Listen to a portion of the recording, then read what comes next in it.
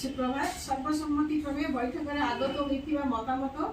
अद्य 25/12/2024 स्थान Buddheshwari plot number 144 Laxmisagar post Buddheshwari थाना लक्ष्मीसागर सम्मानीय प्रतिष्ठाता श्रीजुक्त केदारनाथ नायक उपदेष्टा डॉक्टर शिप्रा हीरा राष्ट्रीय अध्यक्ष श्रीजुक्त राजेश कुमार नायक मुख्य सचेतक श्रीजुक्त डम्बरुधर दास उपसचिव श्रीजुक्त अक्षय कुमार महांती ओडिशा राज्य सचिव श्रीजुक्त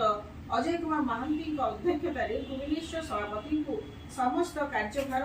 खोर्धा जिला प्रदान करागला। पप्पू भाई कार्यभार ग्रहण कले समस्त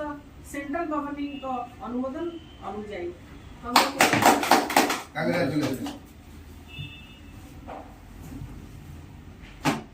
जय भारत जय जय भारत जय